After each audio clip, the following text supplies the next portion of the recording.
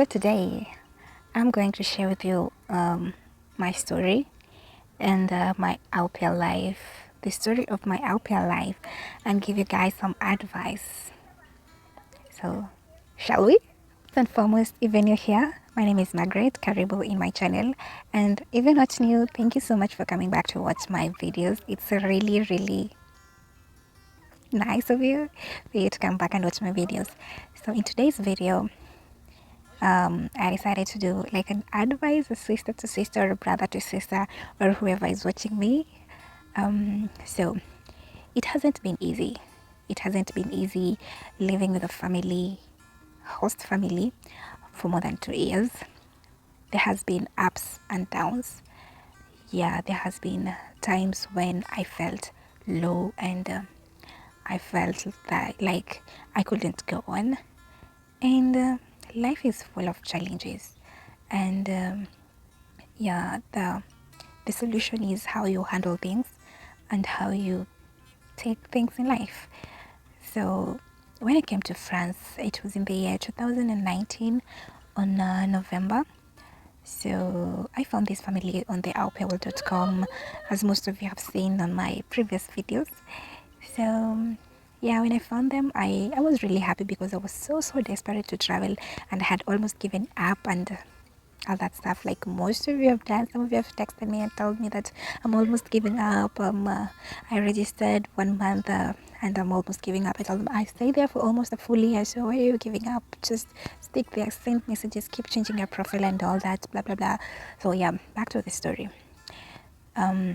This is where it all began at the aupairworld.com. I was there looking for families everywhere and finally got this family. I got to travel on 2019, November of 2019, and the challenge was language. So if you guys can manage to learn the language before you travel, at least try and download application, learn through YouTube, learn through apps. There are very many apps out there. So this is how language barrier affected me. I was left with the kids the first day, and it was really challenging for me to even communicate what I want them to do and what they want me to do for them. So it was very challenging, and I feel like if I had known a little, if I had basics of language, I could have been better. I could have been better because they couldn't have been the barrier that was there back then.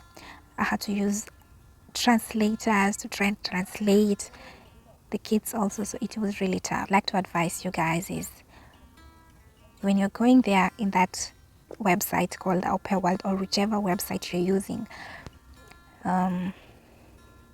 go there as yourself, present yourself there, assume that I'm going for an interview, and in this interview this is how I'm going to introduce myself, this is how I'd like people to see me.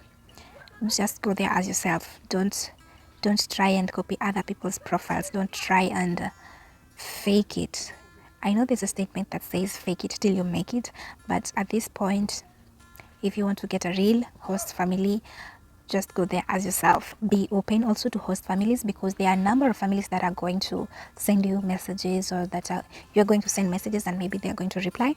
Ask questions. Go there, ask question, any question that you feel like asking. If how they punish their kids, the way of disciplining their kids, their way of living, what do they do when they are free, and all those kind of questions. Just be open, ask a question, any type of question that you feel like asking, ask them. Just don't worry about their feedback. As long as you ask the questions politely, then you just don't need to worry about anything. I mentioned about learning language, and in case you found yourself abroad without any language, don't worry. There are many YouTube channels out here. A channel that helped me a lot is Learn French with Alicia. She explains very well. There's also another channel that I used to follow, and I learned a lot from it. And there are also apps on Play Store. You can download them, and they can be so helpful. There's Duolingo, and I used to use Memrise. Spotify. You can watch podcasts in English, in French. You can watch movies in French with English subtitles, and that's how I think I came to learn French, because that was what I was doing. So once you land in France, make sure you familiarize yourself with the law. I think Something is biting my feet. There are a lot of mosquitoes here. I feel like they're eating me up. Sorry guys. I had to wear a trouser for this. Familiarize yourself with the rules and the law of a certain country. If it's France, then familiarize yourself with the French law. Like for example, the driving in France and in Kenya, it's two different things, because in Kenya we drive on the left and here they drive on the right. So that is something that I couldn't do. I had learned, I had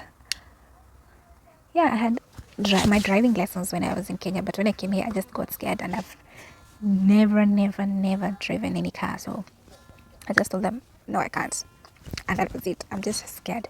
Road, if you're willing to come and drive the kids to school or drive to work or drive the kids to activities, just know the rules on the road and you'll be good. Something else that you need to know is the emergency numbers in France in case the kids get sick or there's an emergency. Which numbers are you supposed to call, or who are you supposed to report? The police, if there's a fire, if there's any emergency, where you're supposed to call. So just familiarize yourself with this kind of information and it will be helpful to you. Even if you decide to settle in France, at least you'll have an idea of what to do if such cases arise in the future. And also in case if the family mistreats you or they throw you out of their house or they do something bad to you, where you're supposed to report. Just get familiar with this kind of information and they will be helpful in the future for you. If there's something that I didn't know earlier is making friends. I wish I made friends earlier in my first year in France, because I got really homesick. I was homesick, I was stressed, and I'm an introvert kind of person, and making friends was a little bit hard. But at the end of my 2 years, I think I managed to make a number of friends, and we've made a number of friends. I've made a number of friends and they're really nice. We usually meet sometimes. And yeah, another thing which is money related, if your aim to come as an au pair is to save money, come with your clothes from your country, because you are the only person that knows the condition that you left at home. You have your goals, you have your plans for the future, and if you don't have any intention of wasting money or buying clothes and all those luxuries, just make sure that you carry everything that you need, that you know you will need, to the country that you're traveling to, because if not, you'll end up buying clothes here, buying maybe shoes. Obviously you'll have to at some point, but if you carry enough number of shoes or enough number of clothes, you'll not have to buy a lot.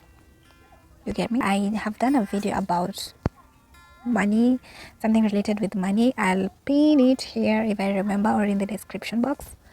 Yeah, you have to budget and know, because au pairs, we do not earn a lot. It's not a lot actually. Yeah, we just try to manage what we get. Very important thing that I'll mention is, when you're choosing a family from that website, follow your guts. Follow your gut, because this is where you know what kind of a family you're chatting with. Some families will write to you a very long message. Some will write a very simple cold message, and some will write to describe themselves. Others will just simply talk about the job and the expectations, and others will not even mention it at all. So that's a red flag. And there will be a family that will talk of the activities, their family's activities, while involving you, and you've not even traveled to be with them. So that will feel heartwarming, because they've involved you in the activities, even if you've not decided to join them. You get me? Compared to the family that will only talk about the activities. We went out, we go out on Saturdays, we do this, blah blah blah. Compared to the family that will say something like, hello Maggie, We're glad we received your message. We are happy to hear from you. We can't wait to see you. We can't wait to spend our summer holidays together with you. This is the activities that we do. These are activities we can be going to the park with you, or we can go to this. We like eating out, so you can accompany us as we go to the restaurants, stuff like that. That is a very, very positive feedback from our family. So the first impression really matters a lot. I think I'll end this video from here. I've talked a lot, but I think it will help someone out there. So without further ado, thank you for those who've watched until this far. I love you guys.